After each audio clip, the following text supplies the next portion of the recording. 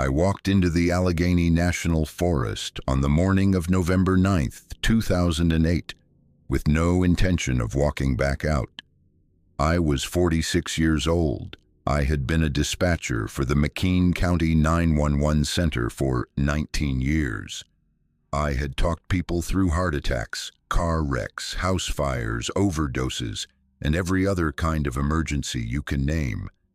I had kept my voice steady while a woman on the other end of the line was being beaten by a man twice her size, and I had stayed on that line until the deputy arrived, and I had done my job. But on the morning I drove my Buick to the trailhead off Route 59 south of Bradford, Pennsylvania, parked it with the keys on the front tire, and walked into the hemlocks with nothing but the clothes I was wearing, I was finished. Not with the job, with all of it, with waking up, with breathing. With the whole relentless machinery of being alive, which had become so heavy and so pointless that the only clear thought I had left was that the world would be quieter without me in it and nobody would miss the noise. My name is Norma Barnes, and I live outside Kane, Pennsylvania, a small town on the edge of the Allegheny National Forest. I have never told anyone what happened to me in those woods. Not my kids, not my sister, not the therapist I saw for 3 years afterward. I am telling it now because if I wait any longer I will lose the nerve. And this deserves to be said by someone who was there. But first you need to understand what brought me to that trailhead, because a woman doesn't just decide one morning to drive into the woods and not come back. It builds. The way ice forms on a river. You don't see it happening until the whole surface is frozen and nothing can move underneath. I married Jean Barnes in the summer of 1984. We were both 22, both born in McKean County, both products of families that had been in that part of Pennsylvania for generations. Jean's people had worked the oil fields back when Bradford was the oil capital of the world, before Titusville and before Texas. And by the time Jean came along, the oil was mostly gone, but the work ethic wasn't. He got a job at the Zippo factory in Bradford right out of high school, assembling lighters on the second shift, and he stayed there for 23 years. He was the kind of man who thought a good day was one where he came home tired, kissed his wife, ate a hot meal, and watched the Pirates lose on television. He didn't ask for much. He didn't complain. He fixed things around the house without being asked and remembered my birthday every year and brought me daffodils from the yard every April because I'd mentioned once in 1985 that daffodils were my favorite flower, and he never forgot. Craig was born in '86 and Beth in '89, and for about 15 years our life was ordinary in the best possible way. Jean worked at Zippo. I started at the 911 Center in '89, right after Beth was born, because we needed the second income and because my voice tested well for dispatch work. They put you through a screening where they play recordings of panicked callers and measure how your vocal patterns change under stress, and apparently mine didn't change at all. The evaluator told me I had the calmest voice she'd ever tested. She meant it as a compliment. Looking back, I think it might have been a warning, because the thing about being the calm voice in someone else's emergency is that you absorb the panic they're giving you, and you hold it somewhere, and eventually the place where you're holding it gets full, and there's nowhere left for it to go. I loved the job, though. For a long time, I genuinely did.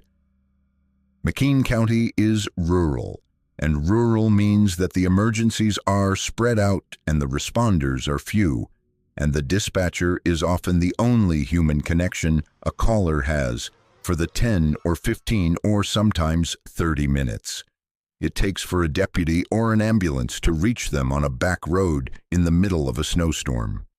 I took that seriously.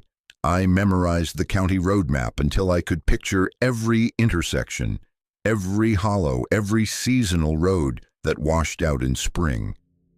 I knew which volunteer fire departments were fastest, which EMTs were on duty, which state police barracks covered which zones.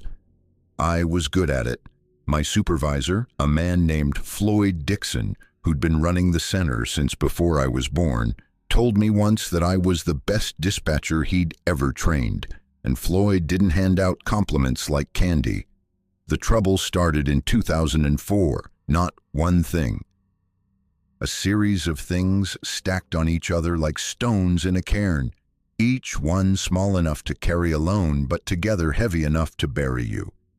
Jean was diagnosed with pancreatic cancer in March of 2004. The doctor at Bradford Regional Medical Center, a man named Dr. Lewis Reed, sat us down in his office and explained that the tumor was advanced, that it had likely been growing for a year or more before symptoms appeared, and that the survival rate for stage 4 pancreatic cancer was very low. He didn't say how low. I looked it up later. 5% at 5 years. Jean listened to this with the same expression he wore when a Steelers game went badly, a kind of resigned stoicism, and he asked Dr. Reed how long he had. Dr. Reed said it was hard to predict. Jean said he didn't need a prediction, he needed a number he could work with. Dr. Reed said 6 to 12 months. Jean died in November of 2004, 8 months after diagnosis. He worked at Zippo until 6 weeks before the end. He drove himself to chemotherapy in Erie, an hour and 40 minutes each way, because he didn't want anyone to have to take time off to drive him. He lost 60 pounds and all his hair and the ability to eat solid food. And through all of it, he never once said it wasn't fair, and he never once asked why him, and he never once let me see him cry, though I heard him through the bathroom door once at 3 a.m, and the sound of it was the worst thing I have ever heard. And I have spent 19 years listening to people in the worst moments of their lives. He was 52 when he died. The kids were 18 and 15. Craig had just started his freshman year at Edinburgh University, and he came home for the funeral and stayed a week and went back. Beth was a sophomore at Kane Area High School, and she went quiet in a way that scared me more than crying would have. She stopped talking at dinner. She stopped bringing friends home. She sat in her room with the door closed and her headphones on, and when I knocked, she'd open the door and look at me with Jean's eyes and say she was fine, and I knew she wasn't fine, and I didn't know how to reach her because I wasn't fine either, and the distance between us grew wider and harder every week.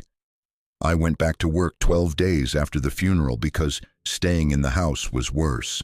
The house was full of Jean, his boots by the back door, his Zippo on the kitchen counter, the one they'd given him for 20 years of service, polished steel with his initials engraved on the back, the dent in the couch cushion where he sat every evening, the smell of his aftershave in the bathroom, fading a little more each day, and I couldn't decide whether to spray more to keep it alive or let it go, and that decision, which should have been nothing, paralyzed me for an entire Saturday afternoon.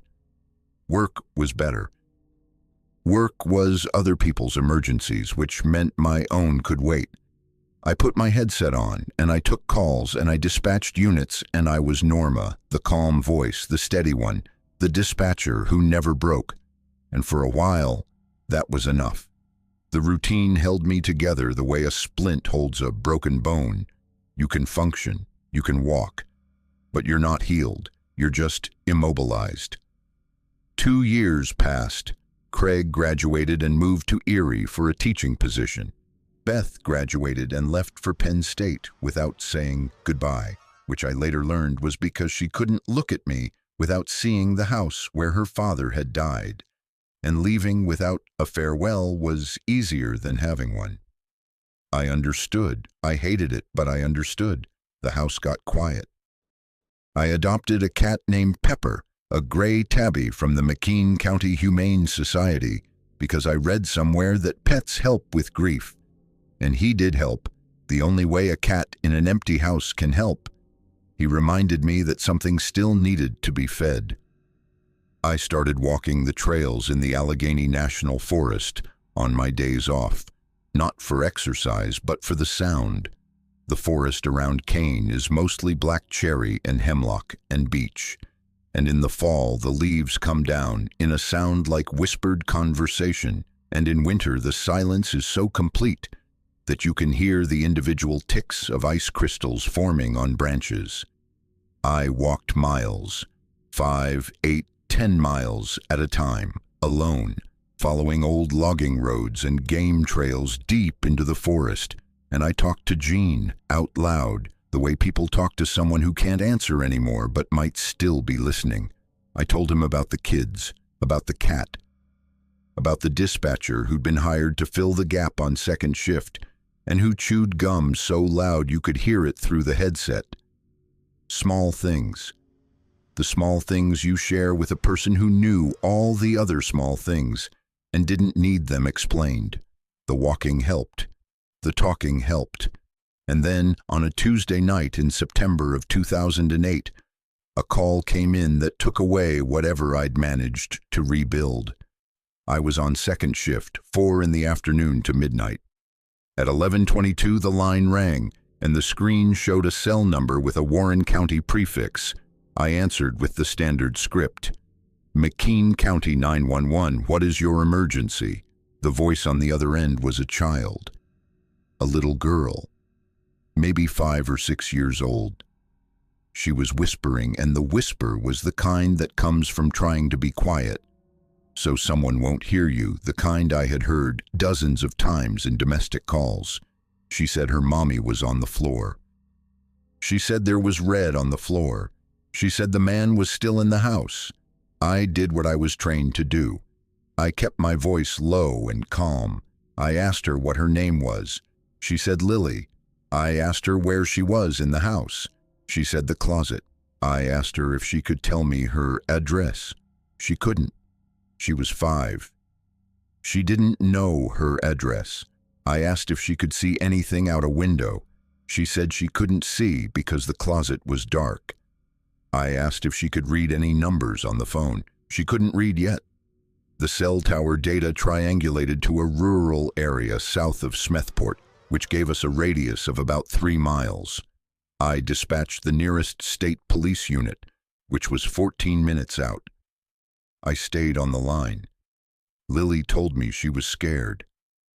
I told her she was being very brave. She told me her mommy had been making macaroni and cheese.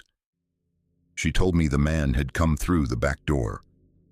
She told me the man was her mommy's boyfriend and his name was Rick, and she didn't like him because he yelled. She told me her mommy screamed and then stopped screaming. She told me there was a bang. I am not going to describe the next 11 minutes to you because they belong to Lily and her mother, and they are not mine to share. What I will tell you is that by the time the trooper arrived at the address, which they located through the cell provider, it was too late for Lily's mother, and it was nearly too late for Lily, who was found in that closet with the phone still pressed to her ear and my voice still coming through the speaker. Lily survived. I know this because I checked. I called the hospital the next morning and lied and said I was a relative, and they told me she was in stable condition. I didn't call again. I didn't visit. I didn't follow up through official channels because I couldn't bear to know more than I already knew, which was that a 5-year-old girl had called 911 for help, and I had been the voice on the other end, and I had not been able to save her mother. I know sitting here today that there was nothing I could have done differently. The distance was 14 minutes. The violence was immediate. I followed protocol. I kept Lily talking. I kept her hidden. The trooper told me afterward that my voice probably saved that child's life because it kept her in that closet instead of coming out to find her mother. He meant it as comfort. It didn't work. Something closed inside me that night, like a door in a house you've been living in for years. A door you didn't even know was there, and it shut, and on the other side of it was everything that made being alive feel worthwhile. Purpose, connection. The belief that what I did mattered and that people were mostly good and that the world, for all its cruelty, had enough kindness in it to justify getting out of bed every morning. All of that went behind the door, and no amount of walking in the woods or talking to Jean or feeding the cat could get it open again. I functioned for 2 more months. I went to work, I took calls, I dispatched units. But the calm in my voice, the quality that Floyd had praised and the evaluator had measured and the callers had relied on for 19 years, had changed. It wasn't calm anymore, it was absence. I was saying the words, but I wasn't behind them. I was a recording of myself, playing back the right responses at the right times, and underneath the recording there was nothing, a dial tone, static, empty air. On the 1st of November, I called in sick for the first time in my career. The next day, I called in again. By the end of the week, Floyd called me at home and asked if I was all right, and I told him I had the flu, and he said he hoped I felt better, and I hung up and sat in the kitchen and looked at Jean's Zippo on the counter and thought, very clearly and without any particular emotion, that I should drive into the forest and walk until I couldn't walk anymore, and lie down somewhere soft and let the cold do what it does. The thought didn't scare me. That was the part that should have been alarming and wasn't. It felt like a plan, like an item on a to-do list. Pick up milk, pay the electric bill, walk into the woods, and don't come back. It had the same weight as any other errand. I waited 9 days. During those 9 days, I cleaned the house. I paid every outstanding bill. I wrote letters to Craig and Beth and put them in envelopes on the kitchen table with their names on the front. I took Pepper to Wanda's house and told her I was going on a trip and could she watch him for a week. Wanda asked where I was going. I said Niagara Falls, that I'd always wanted to see it in November when the tourists were gone. She said that sounded nice. She said be careful driving. She hugged me in her doorway, and I held on for a few seconds longer than normal, and she didn't notice.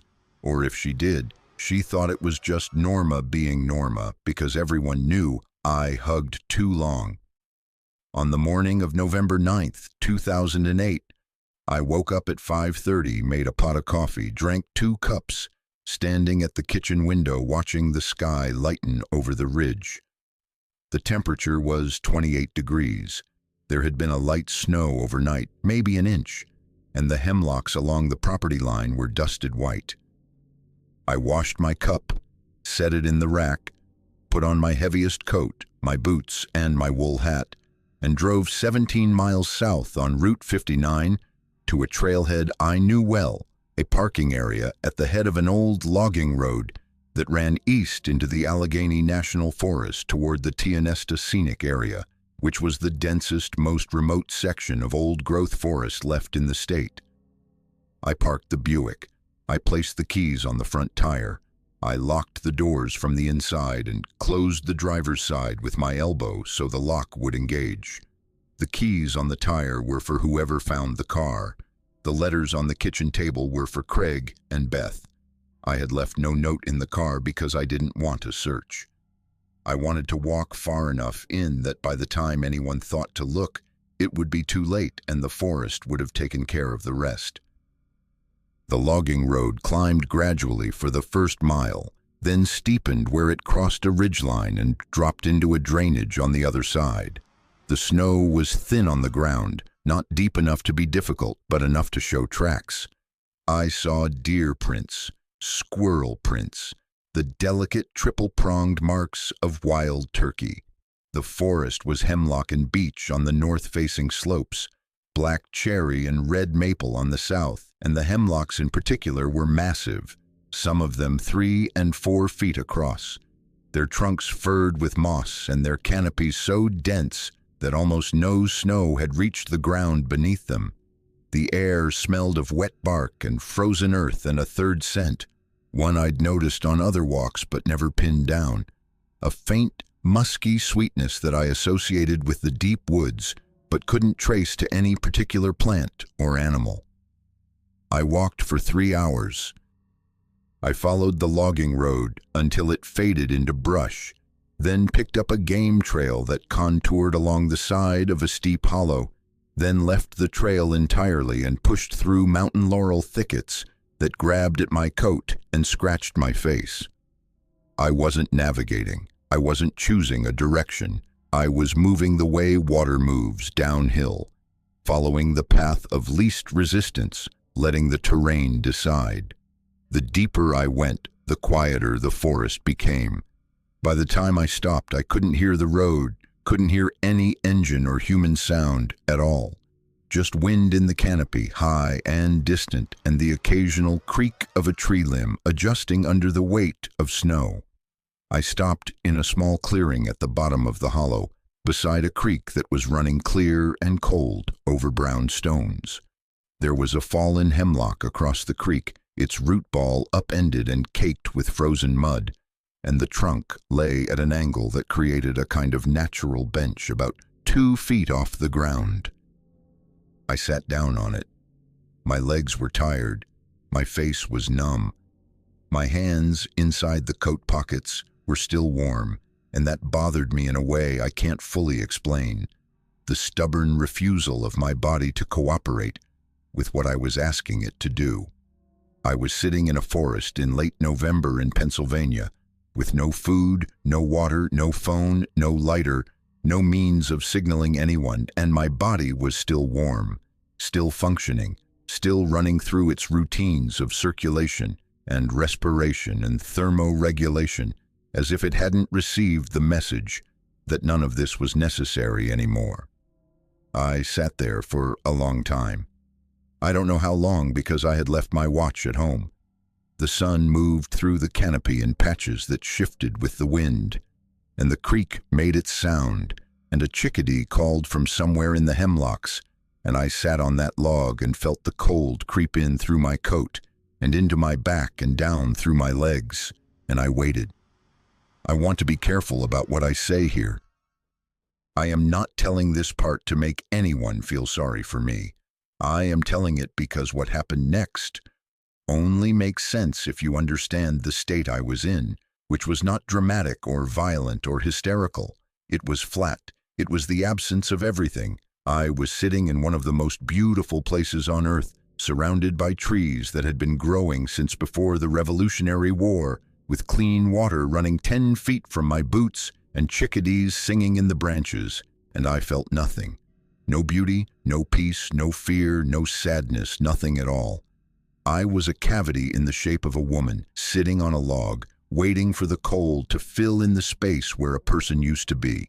That is where I was, mentally and physically, when I heard the branch break. Not a twig, not the small snap of a squirrel jumping between limbs. A branch, thick, somewhere behind me and to my left, maybe 30 yards away, uphill in the hemlocks on the south side of the hollow. The sound was sharp and heavy, the kind of crack that comes from significant weight on significant wood, and it echoed off the hillside and faded into the general silence of the forest. I didn't react. A month earlier, I would have turned my head, stood up, scanned the tree line like anyone with good sense would when they hear an unexplained sound in the woods. But I was past reacting. The branch could have been a deer, a bear, a falling limb brought down by the snow. It didn't matter. Nothing in the forest could do anything to me that I wasn't already asking the cold to do. Another crack. Closer. Maybe 20 yards. And then a sound I couldn't place. A low, rhythmic pressure, not quite footsteps, but not quite anything else. Like a large body moving carefully through deep leaf litter, each step placed with care. The chickadees stopped singing. I noticed that. The silence that replaced the bird was different from the silence that had been there before. Fuller, more loaded, the way a room changes when someone walks into it even before you turn around and see them. Something was in the hollow with me, something that had weight and presence and was aware of me, and I could feel that awareness on the back of my neck, a prickling not of fear but of attention, of being watched by something that was deciding what to do about me. I turned my head. Slowly, not because I was being cautious, but because my body was stiff from sitting and the cold had locked my neck muscles. I looked up the slope to my left, into the hemlocks. It was standing about 25 feet away, just inside the tree line where the shadow was thickest. At first, my mind tried to make it a bear, a black bear standing on its hind legs, which they do sometimes, especially when they're trying to see over tall brush. But the proportions were wrong. The shoulders were too broad relative to the hips, the arms were too long, hanging past the knees, and the posture was wrong. A bear standing upright looks uncomfortable, temporary, like a person balancing on one foot. This looked natural. This looked like standing upright was the default, the resting state, how it was built. It was tall. I am 5'6", and I was sitting on a log about 2 feet off the ground, and even from that elevated position I was looking up. I estimated later, replaying it in my mind against the trees I could use as reference points, that it stood between 7.5 and 8 feet. Its body was covered in hair, dark brown, almost black in the shadow, shorter on the face and chest and longer on the arms and shoulders, and the hair had a texture to it, not fur, not the smooth pelt of a bear, but coarse like the hair on a man's forearm, magnified to cover an entire body. Its face was broad, flat-nosed, with a heavy brow ridge that shadowed the eyes, and its skin, what I could see of it, was dark, weathered, the color of walnut bark. And its eyes. I need to tell you about its eyes because the eyes are the reason I am alive. They were brown, dark brown with flecks of amber near the pupils, which were large in the dim light of the forest understory. They were not the eyes of an animal. I had grown up in these woods. I had seen bear eyes, deer eyes, coyote eyes, fox eyes, the flat, reflective stare of a raccoon caught in a flashlight beam. Animal eyes have a quality that is hard to describe but easy to recognize. They are present but not personal. They register you as an object, a threat or a non-threat, a predator or prey, and they respond accordingly. What I saw in this face was none of that. What I saw was recognition. What I saw was a being that was looking at me the way a person looks at another person who is in pain. With awareness, with what I can only call concern. It looked at me like it knew I was hurt, like it knew I had come here to die, like it could read the emptiness in my body, like I could read a county road map, every intersection, every dead end, every hollow. We looked at each other for what must have been a full minute but felt longer. I didn't move. It didn't move. The water ran between us, and the chickadee stayed silent, and the forest held its breath, and something passed between us that I didn't have a word for then, and still don't have a word for now, except to say that it was the first thing I had felt in months. The first time since the night of Lily's call that something had penetrated the numbness and registered as real, as present, as alive. It made a sound. Low, from deep in the chest, almost below the range of hearing, more vibration than voice, a single held note that lasted maybe 3 seconds and then stopped.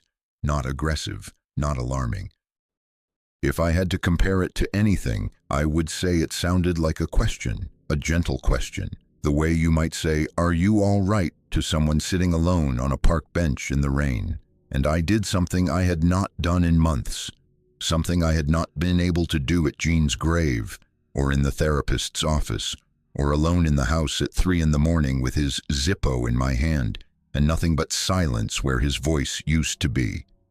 I cried, not quietly, not with dignity. I cried the way a child cries when they've been holding it together all day at school and they finally get home and the door closes and they can fall apart. I cried with my mouth open and my eyes squeezed shut, and my hands gripping the bark of the fallen hemlock so hard that pieces of it broke off in my fingers. I cried for Jean, for Lily's mother, for Beth who couldn't look at me, for Craig who called once a month and said everything was fine. For the 19 years of calm in my voice that had been hiding, 19 years of other people's worst moments stacked inside me like cordwood. for the letters on the kitchen table that said goodbye in a handwriting that wouldn't look like mine because my hands had been shaking when I wrote them, for the cat at Wanda's house who was going to wait for me to come home, and I was never going to come home. I cried until I couldn't breathe, and then I cried through not being able to breathe, and when I finally stopped, when the last of it drained out and I was sitting on that log, wrung out and hollow and trembling, I opened my eyes and it was still there. It hadn't moved. It hadn't fled at the noise. Any wild animal would have.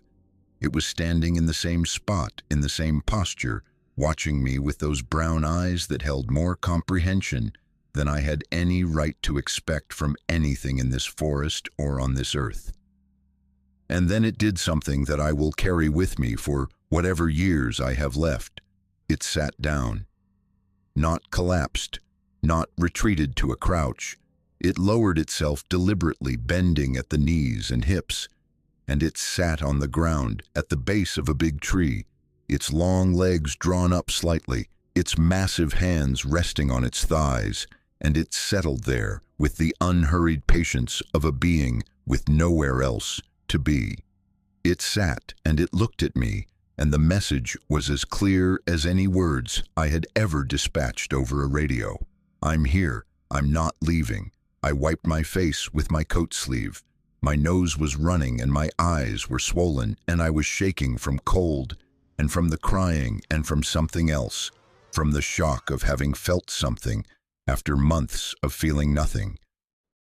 I looked at this being, this impossible thing sitting on the forest floor 25 feet from me, like a friend who'd shown up without being called, and I said out loud, in a voice that was raw and cracked and barely audible over the creek, "I don't know what you are." It tilted its head, slightly, the way a dog does when you speak to it and it's trying to parse the tone, if not the words. "I don't know what you are," I said again, "but I'm glad you're here." It blinked. The brow ridge shifted, and for a moment its expression changed in a way I can only describe as softening. The tension around the eyes eased. The mouth, wide and firm-lipped, relaxed from a neutral line into an expression that fell just short of a smile, an acknowledgement, a response. And then we sat there, the two of us. A 46-year-old 911 dispatcher from Kane, Pennsylvania, who had come into the woods to die, and an 8-foot-tall being that every textbook in every school in this country would tell you does not exist. We sat in a hollow in the Allegheny National Forest while the creek ran and the shadows shifted and the cold deepened, and neither of us moved and neither of us left. And for the first time in 2 months and 4 days, the flat, dead silence inside my chest was replaced by a different quality, not happiness, not peace, just presence. The plain fact of another living thing choosing to be near me when it didn't have to be, choosing to stay. The light began to change. The sun was moving behind the western ridge, and the hollow was filling with a blue-gray twilight that made the trunks look almost black. The temperature was dropping. I could feel it in my fingers, in my ears, in the tip of my nose. My body was telling me things that an hour ago I hadn't wanted to hear. Cold. Hungry. Thirsty. The signals of a system that wanted to keep running, that wasn't ready to stop, that had been overruled by a mind in crisis and was now in the presence of this unexpected quiet companionship, asserting itself again. It stood up. Smoothly, like when it had sat down, with a physical control that suggested enormous strength held in careful check. It stood and looked at me, and then it looked to the east, up the slope of the hollow, back the way I had come, and then it looked at me again. And I understood. The same way you understand a gesture from someone who doesn't speak your language, but whose meaning is perfectly clear. Go home. It's getting dark. Go home. I didn't want to go. That was the first thing I noticed, and it staggered me. An hour ago, I hadn't wanted to be alive, And now I didn't want to leave this hollow, this creek, this being that had sat with me through the worst hour of my life and asked nothing and given everything. But the cold was real and the dark was coming, and my body, my stubborn, warm, insistent body, was telling me that I was not finished yet, that there was still a reason. I stood up from the log. My legs were stiff and my knees cracked, and I swayed for a moment before I steadied. I looked at the being in the hemlocks, and it looked at me, and I said, "Thank you." Just that. 2 words that were completely inadequate and completely true. It made the sound again. The low note from deep in the chest, the same sound as before, but this time it was different, shorter, less questioning. If I had to translate it, I would say it meant something like, "You good?" or "Yes," or "Go on then." I turned and walked up the slope of the hollow. I followed my own footprints in the thin snow, which were still visible in the fading light, and I climbed back up to the ridge and found the game trail, and followed it to the logging road, and followed the logging road back to the trailhead. The walk took an hour and a half. By the time I reached the parking area, it was full dark and the temperature had dropped into the low 20s, and I was shivering violently. My Buick was sitting where I'd left it, frosted with a light coat of ice. The keys were on the front tire. I picked them up. I unlocked the car. I sat in the driver's seat with the engine running and the heater blowing and my hands shaking so badly that I couldn't grip the steering wheel. And I sat there for 10 minutes just breathing, just feeling the heat come back into my fingers and the blood move through my legs. And I said to the empty car, "I'm going home." And I drove home. I walked into my house, which was cold because I had turned the heat down before I left and hadn't expected to need it again. I turned the furnace up. I heated a can of soup on the stove, chicken noodle, the cheap kind that Gene used to eat when he was sick. I ate the whole can. I drank 2 glasses of water. I sat at the kitchen table and looked at the 2 envelopes with my children's names on them, and I picked them up, 1 in each hand, and I tore them in half and then in quarters, and then into pieces so small that no one could ever reassemble them, and I put the pieces in the trash under the coffee grounds and the empty soup can. Then I called Wanda. It was almost 10 at night, well past her bedtime, and she answered on the 4th ring with the foggy voice of someone pulled from sleep. I told her my trip to Niagara Falls had been cut short. I told her I was home. I told her I'd pick up Pepper in the morning. She said okay. She said she was glad I was back. She said Pepper had been sleeping on her pillow and she was going to miss him. I said goodnight. She said goodnight. And I hung up and sat in my kitchen and looked at the Zippo on the counter and felt, for the first time since Gene died, like the morning might bring something worth getting out of bed for. I went back. 3 days later, on a Wednesday morning, I drove back to the same trailhead. This time I brought a backpack with a thermos of coffee, a sandwich, a bottle of water, and a folding knife in case I needed to cut branches. I brought a compass and a county topo map. I brought the things a person brings when they intend to go into the woods and come back. The difference between those 2 trips, separated by 72 hours, is the distance between one life and another. I followed my own tracks from 3 days before. The snow had partially melted and refrozen, so the prints were icy divots in the forest floor, harder to follow but still legible. I found the logging road, then the game trail, then the faint path through the laurel thickets, and I descended into the hollow where the hemlock lay across the creek. The log was still there, which I realize sounds obvious, but some part of me had worried that the whole thing, the hollow, the creek, the encounter, had been some kind of hypothermia-induced hallucination, a dying brain constructing a comforting fiction in its final hours. The log was there. The creek was there. The tree where it had sat was there. And at the base of that hemlock, pressed into the half-frozen mud, was a footprint. I knelt beside it. It was roughly 17 inches long and 7 inches wide at the ball. 5 toes, clearly defined, with the big toe set slightly lower and more medial than a human foot. The depth of the impression suggested enormous weight, distributed across a foot that was proportionally wider and flatter than any human shoe could accommodate. I placed my own boot beside it for scale. My boot, a women's size 9, looked like a child's shoe next to it. I sat on the log and waited. I drank coffee from the thermos and ate half the sandwich and listened to the forest, which was doing what the Allegheny always does in November, settling into the long quiet of approaching winter. A nuthatch worked the bark of a beech tree across the water. A distant rifle shot echoed from somewhere to the north, probably a deer hunter in the state game lands. The wind moved through the canopy overhead with the sound of slow breathing.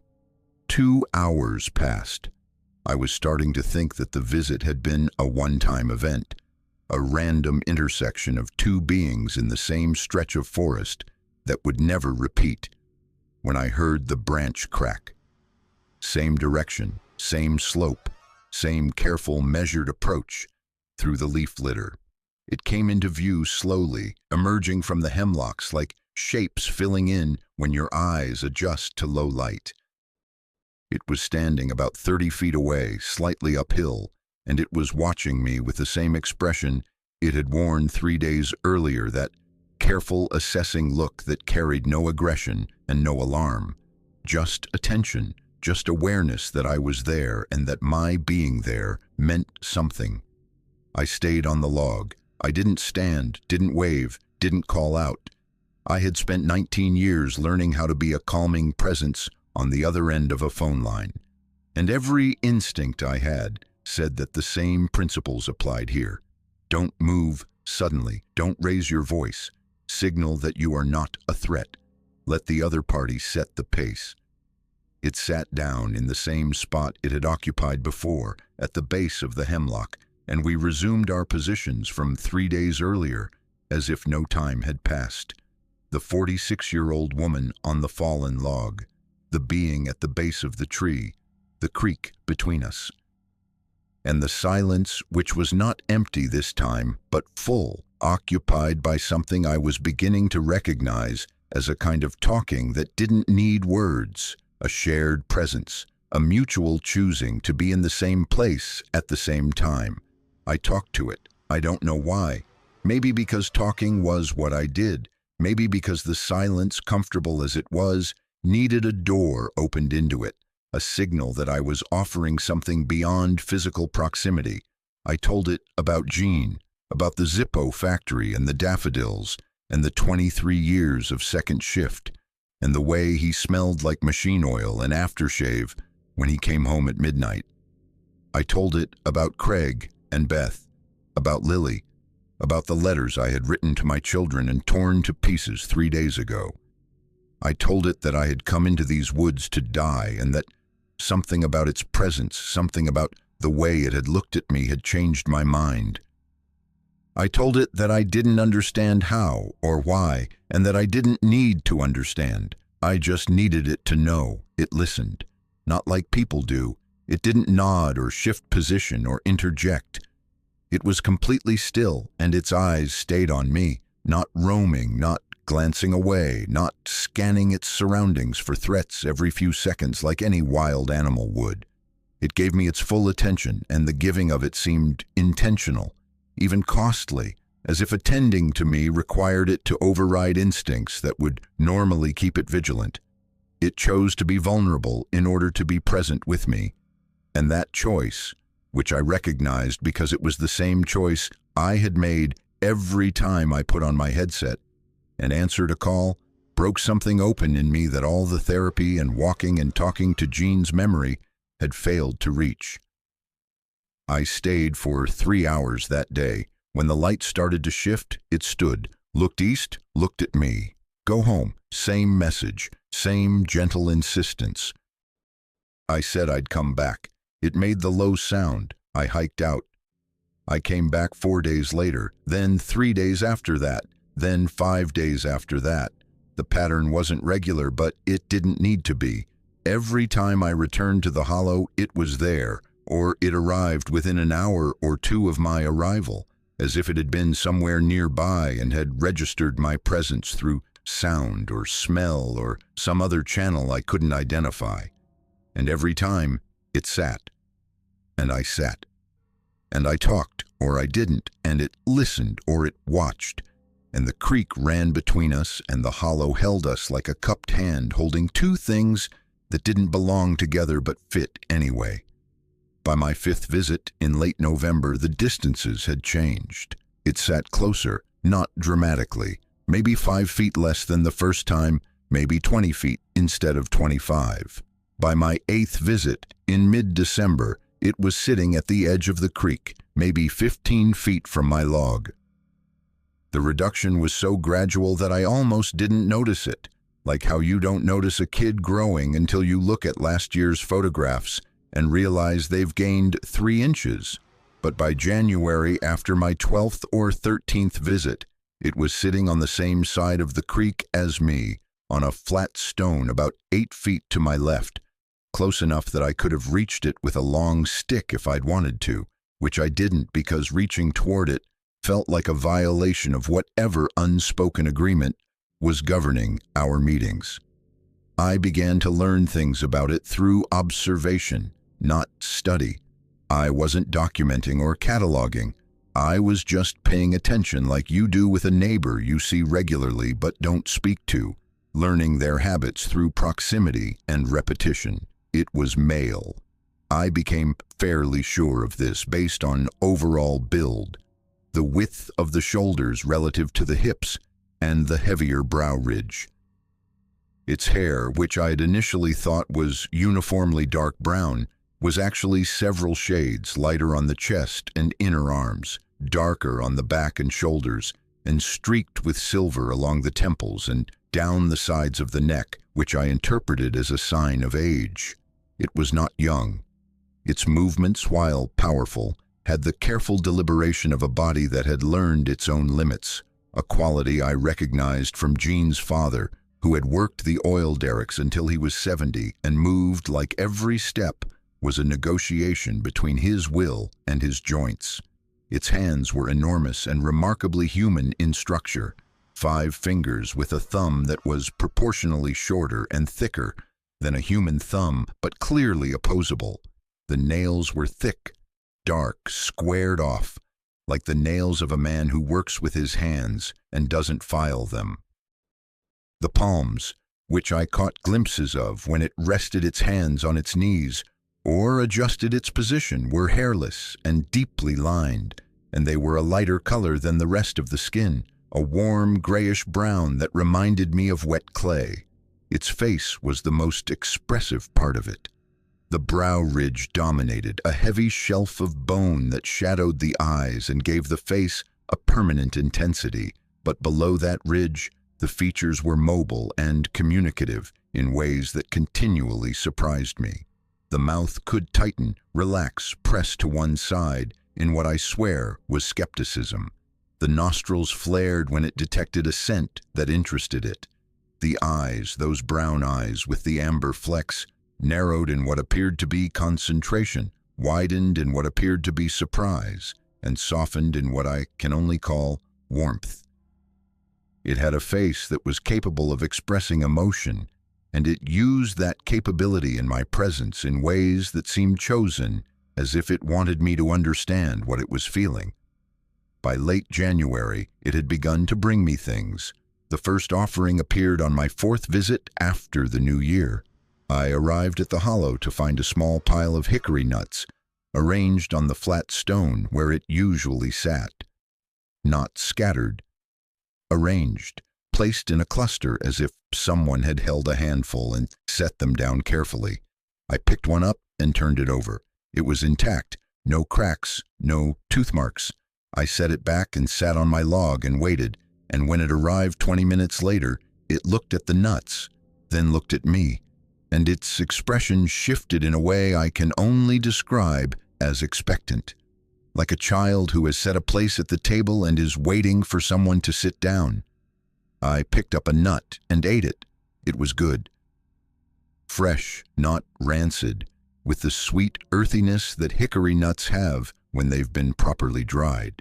It watched me eat, and the corners of its mouth shifted, and the expression on its face was the closest thing to satisfaction I had seen from it. After that, there were always offerings at the stone when I arrived. Hickory nuts, walnuts, once a cluster of frozen wild grapes still on the stem, once a piece of honeycomb the size of my palm, wrapped in a curl of birch bark. Each offering was arranged, not dumped, presented. The distinction matters because it told me something about the mind behind the gesture. This was not an animal caching food. This was a being making a choice about what to give and how to give it. In February, I made my own offering. I brought an apple from the grocery store, a Honeycrisp, and I set it on the flat stone before it arrived. When it came into the hollow and saw the apple, it stopped walking. It stood at the edge of the tree line and looked at the stone and then at me, and something crossed its face that I had not seen before, a wariness, a caution. It approached the stone slowly, picked up the apple in one massive hand, and turned it over, examining it, sniffing it. Then it bit into it, and the crunch echoed through the hollow, and it chewed, and the wariness faded, and in its place was something I can only call delight. It ate the whole apple, core and all, in about 30 seconds, and when it was done, it sat on the stone and looked at me, and I laughed. For the first time in over a year, I laughed. The sound startled me more than anything else that had happened in that hollow, because it came from a place I thought had gone permanently quiet, and it meant that something inside me that I had given up for dead was still breathing. After the apple, the offerings became reciprocal. I brought food. It brought food. I brought apples, pears, carrots, once a wedge of cheddar cheese that it sniffed with obvious suspicion before eating with obvious enthusiasm. It brought walnuts, dried mushrooms, strips of what I believe was venison jerky, thin and leathery and thoroughly dried, which it had clearly prepared through some method of curing that I couldn't determine. The exchange was not barter, it was conversation. Each offering said I was thinking about you before I got here. Each offering said you are worth the effort of carrying something through the woods. Each offering said this matters to me. Spring came, the snow melted and the creek swelled and the hollow greened up with fiddlehead ferns and trillium and the first pale shoots of ramps pushing through the leaf litter. Its visits became more frequent, or maybe I just became better at reading the signs of its approach. The cracked branch, the shift in birdsong, the sudden alertness of the nuthatch that lived on the beech tree across the creek. By April, I was visiting twice a week, and it was meeting me within minutes of my arrival, as if it had been waiting. Its behavior expanded. It began to move while I was present, walking the perimeter of the clearing with a loose, rolling gait that covered ground faster than my eye expected for something that large. It examined things, turned over rocks in the creek and seemed to inspect what was underneath, ran its fingers along the bark of trees the same way a carpenter checks a board by feel. Once it picked up a stick about 3 feet long, broke it in half, peeled a strip of bark from one piece with its fingernails, and used the sharpened end to dig a small hole in the bank of the creek, from which it extracted something round and brown that I initially thought was a stone, but which, when it held it up for me to see, appeared to be a freshwater mussel. It ate the mussel raw, opened the shell with its thumbnail, and discarded the 2 halves in the creek. The entire operation was casual, practiced, automatic. It had done this 1,000 times. These small displays of daily life told me more about its intelligence than any dramatic gesture could have. It had skills. It had techniques for obtaining food that required tool manufacture, however simple.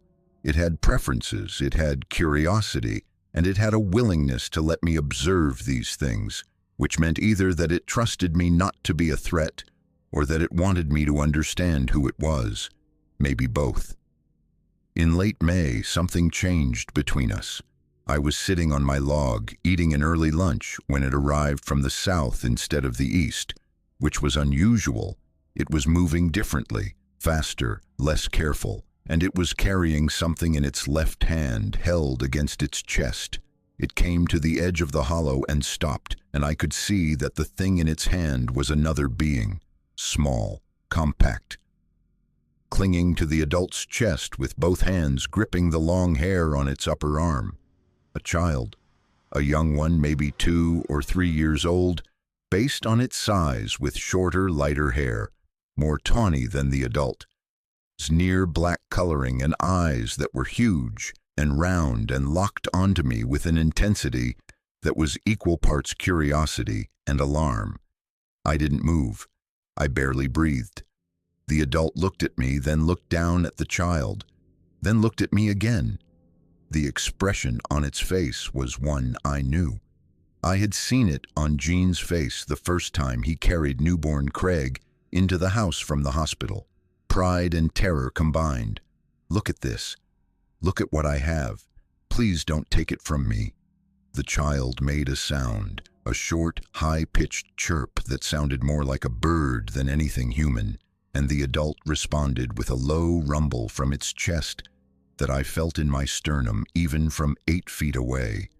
The child relaxed. Whatever the rumble communicated, it worked better than any lullaby I'd ever heard. The adult sat down on its stone. The child remained attached to its chest, peering at me over the top of the adult's forearm like a toddler peeking over a fence. I stayed very still. I wanted to communicate that I was safe, that the child had nothing to fear from me, but I didn't know how to say that in a language of gestures and low tones that I was only beginning to understand. So I did the only thing I could think of. I reached into my backpack, slowly, and pulled out an apple. I set it on the log beside me. I didn't extend it. I didn't push it forward. I just set it down, the way you set a toy on the floor near a nervous cat, and let the cat come to it on its own terms. The adult watched me do this. It looked at the apple. It looked at the child. And then it did something that made the backs of my eyes burn with the effort of not crying. It reached over with its free hand, picked up the child by the scruff of its back, and set it gently on the ground beside the stone. The child stood unsteadily, wobbling the way toddlers do, its legs bowed and its arms out for balance. The adult made a short sound, barely audible, and gestured toward me with its chin. The child looked at the adult, looked at me, looked at the apple, and it walked toward me. 4 steps. 5. 6. It stopped about 2 feet from the log, close enough that I could smell it, a warm, grassy, milky scent that was nothing like the musky heaviness of the adult. It reached out one small hand, fingers splayed, and touched the apple. Then it picked it up in both hands, turned, and walked back to the adult, holding the apple against its chest the way it had held onto the adult's arm. The adult took the apple from the child's hands, bit it in half, and gave the smaller half to the child, who gnawed at it with a concentration that was so human and so familiar that I had to look away for a moment because I was seeing Beth at 2 years old, eating a pear in her high chair, the same focused absorption, the same juice running down the chin, the same total commitment to the task of eating. That was the visit that broke the last piece of whatever wall I had built between myself and the world, because what I was watching was parenthood, plain and simple and recognizable, no matter what you were or where you came from. A parent bringing a child to meet someone important. A parent teaching a child that trust is a choice you make and that some humans are safe. A parent sharing food. I went home that evening and called Beth. It was the first time I'd initiated a call in over 6 months. She answered with the guarded voice she always used with me, the one that said she was bracing for whatever sad or difficult thing I was about to say. I told her I loved her. I told her I was sorry that I had been so lost after her father died, that I hadn't been able to be her mother in the way she needed. I told her I was getting better. I told her I wanted to see her, and that if she wasn't ready, I understood, but the offer was open, and it would stay open. She was quiet for a long time. Then she said, "Mom, are you okay?" And I said yes for the first time in 4 years, and meant it. Beth came to visit in June. She brought her boyfriend, a quiet man named Tim, who worked at the veterinary clinic where she would later become manager. I cooked dinner. We sat on the back porch and watched the fireflies come out over the yard, and Beth leaned her head against my shoulder the way she used to when she was small, and Tim asked me what I did for fun out here, and I said I took walks in the forest, and Beth said that sounded lonely, and I said it wasn't, and I left it at that. I did not tell Beth about the being in the hollow. I did not tell Craig, who came to visit in August with his girlfriend. I did not tell Wanda. I did not tell Floyd, who had retired from the 911 center and called me occasionally to complain about his replacement. I told no one because the being's safety depended on silence, and because some things, once spoken, change shape in ways you can't control. A story about a woman who found a Bigfoot in the woods becomes entertainment, becomes a headline, becomes a research project, becomes a threat to the hollow and the creek and the hemlock and the being and its child. I would not allow that. Oh. I continued visiting through 2009, 2010, 2011.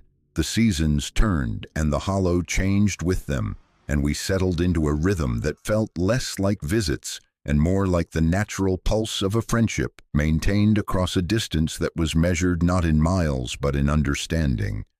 In winter, I brought apples and cheese and sometimes a thermos of warm broth that it drank in a single long swallow, holding the thermos in both hands the way Gene used to hold his coffee mug.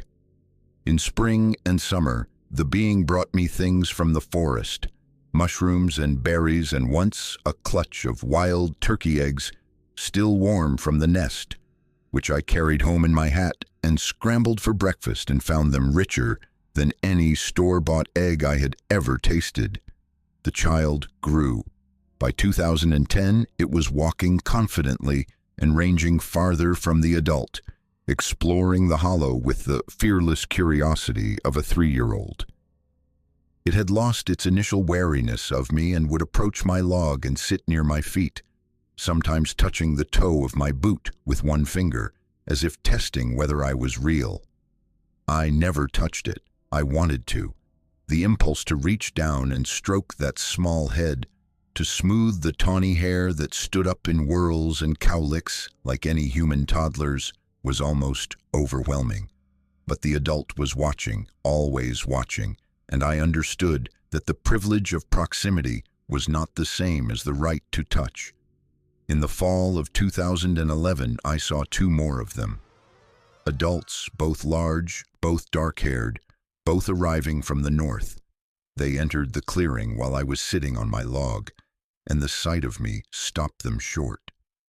They looked at the being I knew, and the being I knew made a series of sounds, low and varied, that lasted maybe 15 seconds, and whatever was communicated in those sounds was enough. The 2 newcomers relaxed, moved to the far side of the hollow, and settled near the water, watching me with open curiosity but no hostility. One of them picked up a stone from the creek bed, turned it over, and placed it back exactly where it had been. The other sat cross-legged in astonishingly human posture, and rested its chin on one hand and studied me with the unhurried focus of someone looking at a painting they intend to remember. I was being introduced. That understanding arrived fully formed, without analysis. The being I had been visiting for 3 years had brought members of its group to meet me. the way you bring a friend home to meet your family. The act required trust on both sides, trust that I would not harm them, trust from them that I was what the being had apparently told them I was, someone safe, someone who sat on a log and brought apples and talked and cried and came back. There were more visits from others over the following years. Never more than 2 or 3 at a time, and always in the presence of the being I knew, who functioned as a kind of escort or intermediary. I saw what I believe was a female, slightly smaller and lighter-haired, who stayed close to the child and occasionally groomed its hair with her fingers. I saw an adolescent, tall but lean, with a restless energy that reminded me of Craig at 14, unable to sit still for more than a few minutes before standing and pacing the edge of the clearing. And once, in the summer of 2013, I saw an older individual, massively built but slow-moving, with hair that was almost entirely silver and a face so deeply lined that the furrows looked carved. This one sat at the far edge of the clearing and watched me with an expression that I would call assessment. Not hostile, not warm, evaluative. It came once and did not return, and the being I knew sat closer to me than usual that day, as if positioning itself between me and the elder's judgment. I stopped counting visits sometime in 2012. The numbers didn't matter. What mattered was the ongoing fact of the relationship, the way it held me accountable to being alive. Every visit was a reason to get up, to put on my boots, to drive to the trailhead, to walk into the forest and sit in the hollow and participate in a connection that I could not explain, could not document, could not prove to anyone, and did not need to. The hollow was the one place in my life where the rules of the human world did not apply, where I didn't need to be productive or functional or okay, where I could sit in silence or talk for an hour or cry into my hands, and the response was always the same. Presence, patience, those brown eyes with the amber flecks watching me with a comprehension that transcended species. The being saved my life. I need to say that directly and without qualification.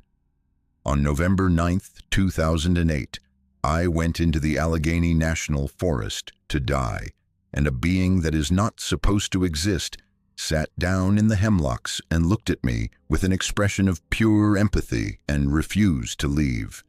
And the plain truth that it was there, the stubborn reality of another mind choosing to be with me in my worst moment, was enough. Not enough to fix everything, not enough to bring Jean back or erase the memory of Lily's voice or repair the years of distance with my daughter, but enough to tip the balance, enough to make me pick up the car keys and drive home and heat a can of soup and tear up the letters, enough to stay. I am 63 now. I still visit the hollow, not as often as I used to. My knees aren't what they were, and the trail down the ridge is steeper than it used to be, or maybe I'm just shorter. The being is still there, or it finds me when I come. It is older now, too. The silver in its hair has spread from the temples down the neck and across the shoulders, and it moves with more deliberation than it did 17 years ago. The child is grown, or nearly, a tall, confident individual who walks the hollow with the proprietary ease of someone who owns the place. I've seen other young ones since. The group is small but persistent, a family maintaining itself in the deep timber of the Allegheny, the way families have maintained themselves everywhere, through food and shelter and the raising of children and the keeping of bonds. I retired from the 911 center in 2014. Floyd came to my retirement party at the Elks Lodge in Kane and made a speech about how many lives my voice had saved over 25 years, and I stood there with a sheet cake and a plaque and thought about the one life that had been saved not by my voice, but by silence. By the silence of a being in those woods that had no words for what it felt, but felt it so powerfully that the feeling itself became a language I could understand. Beth and I are close now. She calls me twice a week.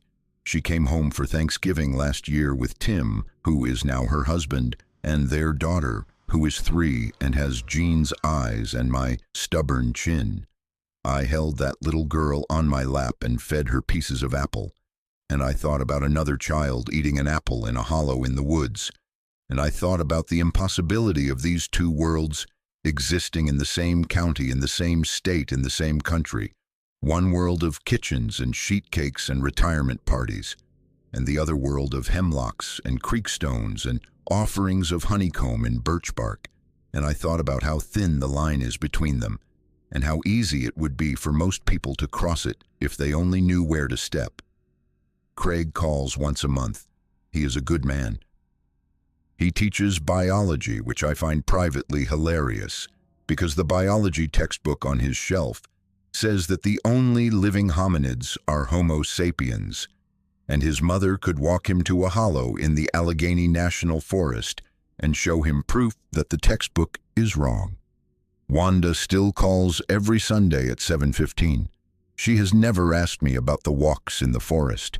She has never asked me why I seem different since 2008, calmer, more present, more willing to laugh. If she has theories, she keeps them to herself. Wanda has always understood that some things exist in the space between what you know and what you say, and that the space itself is a form of love. I am telling this story now because the being in the hollow deserves to be known, not by name because I have never given it one. Names are a human imposition, and this being is not mine to name, but known in the sense of acknowledged, recognized as real, as intelligent, as capable of empathy so deep that it reached across every boundary that should have made connection impossible, the boundary of species, of language, of understanding, of world, and touched a woman who was in the process of erasing herself and said, without words, "You are not alone. You do not have to do this alone." The Allegheny National Forest is 500,000 acres of timber and water and silence. It is the only national forest in Pennsylvania, and it is old in a way that most of the East Coast is not, because some of it, the Tionesta section in particular, was never logged. The hemlocks there have been growing since before the country was founded. The ground beneath them has not been disturbed by human machinery in the entire span of American history. And in that ground, in those hollows, in the unbroken canopy where the light is green and the air smells of bark and frozen earth and something musky sweet that you will never identify because it comes from a being you are not supposed to believe in, there is life. Quiet, careful, ancient life. Families that have been there for longer than anyone knows, living in the margins, in the spaces too steep and too thick and too far from the road for anyone to look. I know because I sat with one of them. I sat with one of them at the lowest point of my life. And it did not flinch, and it did not leave. And it looked at me with eyes that held more understanding than any human eyes I have ever looked into. And it stayed. Last November, on the anniversary, I drove to the trailhead. I walked into the hollow. The being was already there, sitting on its stone, waiting. The child, now taller than me, stood beside a tree at the edge of the clearing, watching with those huge, round eyes. I sat on my log. The being looked at me. I looked at it. 17 years of this. 17 years of sitting in a hollow with something the world says is impossible, exchanging food and silence and the kind of trust that most people never experience with their own species. I said out loud what I have never said to it before. I said, "You saved my life. I don't know if you understand that, but you saved my life." It made the sound, the low note from deep in the chest, the one I had heard hundreds of times, the one that I had come to understand meant something like yes, or I know, or I am here. It held the note for a long time, longer than usual, and then it let the sound fade, and the clearing was quiet, and the water ran over the brown stones, and the hemlock canopy moved in the wind, and the being looked at me with those brown eyes with the amber flecks, and for just a moment the expression on its face was the one I had seen on the very first day. The one that had stopped me from dying, the one that looked like it knew, like it had always known. I sat there until the light started to fail. Then I stood and I said what I always say, "I'll come back." And it made its sound. And I walked up the slope and out of the hollow and along the logging road and back to my car. And I drove home to my warm house and my paid-off mortgage and my overgrown zucchini garden. And I made a pot of coffee and stood at the kitchen counter and looked at Jean's Zippo, which I keep there still, polished and centered, because some things stay where they belong. The phone rang at 7:15. Wanda, right on time. I answered, and she asked me how my week had been, and I said it had been good. She asked what I'd been up to, and I said I took a walk in the woods. She said that was nice. Was it pretty out there? I said it was. She asked if I was coming to her house for Thanksgiving, and I said I was, and I'd bring the pie. She said make it 2 pies because Tim eats a whole one by himself. I said I'd make 3. She laughed. I laughed. And somewhere out in the Allegheny, in a hollow where the hemlocks have been growing since before the Revolution, a being that had no reason to care about me but did anyway, was settling in for the night, and the creek was running, and the forest was doing what the forest has always done, which is hold things, living things, impossible things, in its green and patient arms, and ask nothing in return. 17 years ago, I tried to end my life in the woods, and something found me, and it stayed by my side, and it looked at me like it knew. It did know. Whatever it is, however it thinks, whatever language of vibration and gesture and silence it speaks, it knew what I was feeling, and it chose compassion. Past every wall between its kind and mine, it chose to sit down and be present with a stranger who was in pain.